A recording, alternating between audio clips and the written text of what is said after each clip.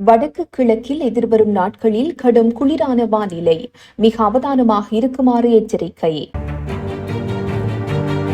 யாழ் மருத்துவ பீடத்தில் இடம்பெற்ற பெரும் மோசடி, சிக்கிய தென்னிலங்கை யுவதி.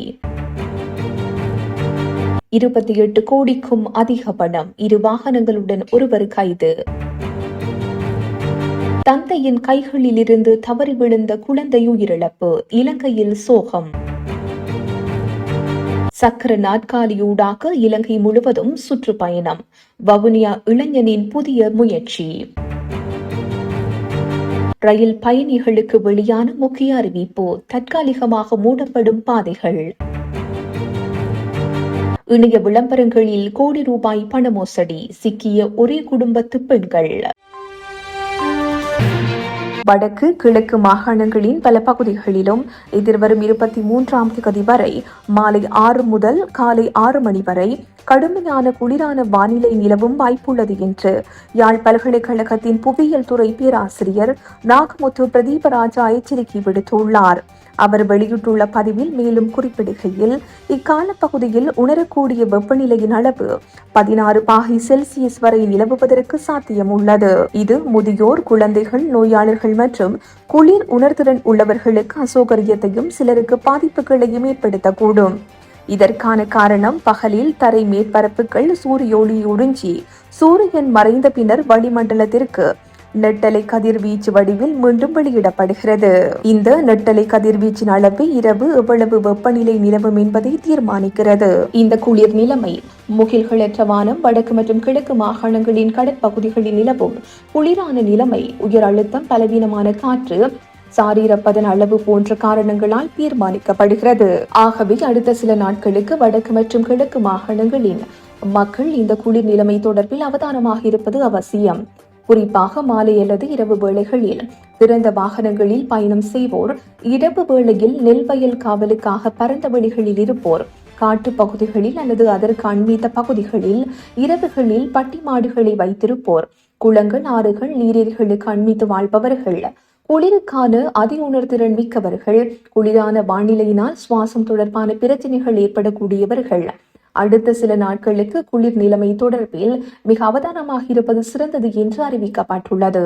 இதேவேளை வடக்கில் எதிர்வரும் 23ஆம் தேதி முதல் 27ஆம் தேதி வரை அவ்வப்போது மிதமான மழை கிடைக்கும் எனவும் 24 மற்றும் 25ஆம் தேதிகளில் சற்று கனமான மழை கிடைக்கும் என்றும் அறிவிக்கப்பட்டுள்ளது.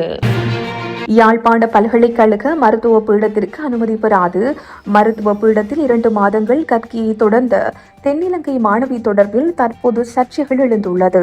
யாழ்ப்பாண பல்கலைக்கழக மருத்துவ பீடத்தில் கடந்த நவம்பர் மாதம் மருத்துவ பீட புதுமுக மாணவர்களுக்கான கற்கை நெறிகள் ஆரம்பமானது. அதன் போது கண்டியைச் சேர்ந்த பெரும்பான்மையின யுவதியொருவர் புதுமுக மாணவர்களுடன் பல்கலைக்கழக மாணவர் விடுதியில் பதிவுகளை மேற்கொண்டு விடுதியில் தங்கியிருந்து மருத்துவ பீட விரிவுரை மண்டபத்திற்கு விரிவுரைகளுக்கு கடந்த 2 மாத காலத்திற்கு மேலாக சென்று வந்துள்ளார். இந்நிலையில் கடந்த வெள்ளிக்கிழமை கற்கை செயற்பாட்டின் போது மாணவர்களை குழுக்களாக பிரித்துள்ளனர். அதன் போது 202 மாணவர்கள் காணப்பட வேண்டிய நிலையில் 203 மாணவர்கள் காணப்பட்டமையால் ஏற்பட்ட குழப்பத்தை அடுத்து அது தொடர்பில் பரிசீலிக்கப்பட்ட போதே பல்கலைக்கழக அனுமதி பெறாத யுவதி ஒருவரும் மாணவிகளுடன் இணைந்து கடந்த 2 மாத காலமாக விரிவுரைகளில் கலந்து கொண்டமை தெரிய வந்துள்ளது.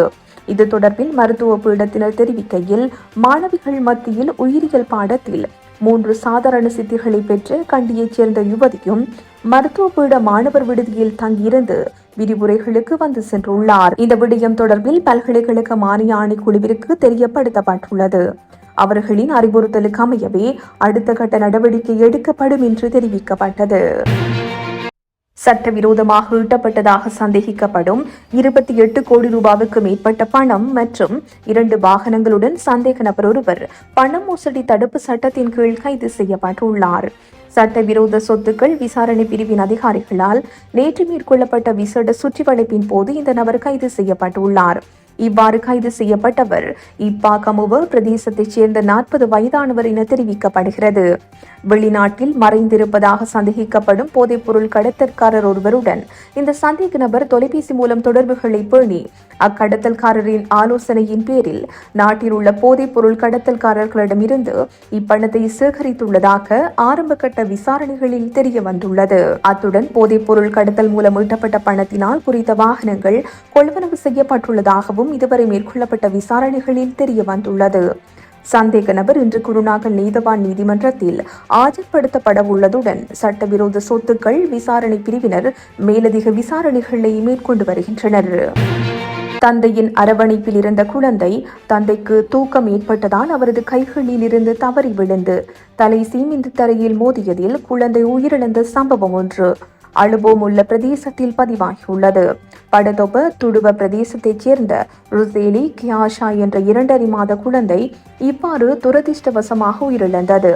இந்நிலையில் சம்பவம் தொடர்பில் குழந்தையின் தந்தை அலுபோம் உள்ள போலீசாரால் நேற்று கைது செய்யப்பட்டுள்ளார். கொழும்பு சீமாட்டி ரிச்வே சிறுவர் வைத்தியசாலையில் சிகிச்சை பெற்று வந்த நிலையில் குழந்தை உயிரிழந்துள்ளது. தலையின் வலது பக்கம் ஏற்பட்ட காயம் காரணமாக மூளையில் இரத்த கசிவு ஏற்பட்டு ரத்தம் உறைந்தமையே மரணத்திற்கு காரணம் என்று தெரிய வந்துள்ளது. அதற்கமைய மரண விசாரணை அதிகாரி இந்த மரணம் குறித்து மேலதிக விசாரணைகளை மேற்கொண்டு குழந்தையின் தாய் மற்றும் தந்தையை அழைத்து இது குறித்து விசாரித்துள்ளார். அந்த சந்தர்ப்பத்தில் மரணம் தொடர்பில் எவ்வித சந்தேகமும் இல்லை எனவும் குழந்தைக்கு எவ்வித விபத்தும் ஏற்படவில்லை என்றும் அவர்கள் தெரிவித்துள்ளனர். எவ்வாறாயினும் இந்த மரணம் தொடர்பில் போலீசார் மேலதிக விசாரணைகளை மேற்கொண்டு வந்த நிலையில் உயிரிழந்த குழந்தையின் தந்தை போலீஸ் நிலையத்திற்கு வந்து வாக்குமூலம் ஒன்றை வழங்கியுள்ளார். மாற்றாற்றல் கொண்ட இளைஞர் ஒருவர் சக்கர நாற்காலியூடாக இலங்கை முழுவதுமான சுற்றுப்பயணம் ஒன்றை இன்று ஆரம்பிக்க உள்ளார்.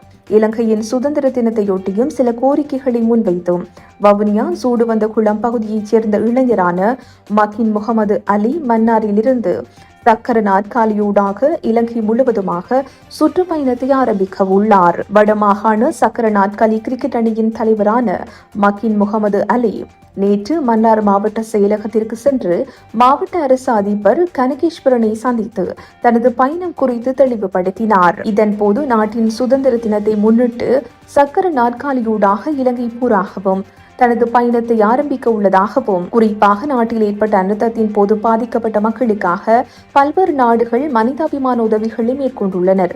அவர்களுக்கும் நன்றிகளை தெரிவித்துக் கொள்ளும் வகையிலும் புலம்பெயர் உறவுகளும் உதவிகளை மேற்கொண்டுள்ளனர். அவர்களுக்கும் நன்றிகளை தெரிவித்துக் கொள்ளும் வகையிலும் குறித்த பயணம் முன்னெடுக்கப்பட உள்ளது. மேலும் இலங்கை மக்கள் அனைவரும் அனர்த்தத்தின் போது எவ்வித வேறுபாடுகளின்றி ஒருவருக்கொருவர் உதவிகளை மேற்கொண்டுள்ளனர்.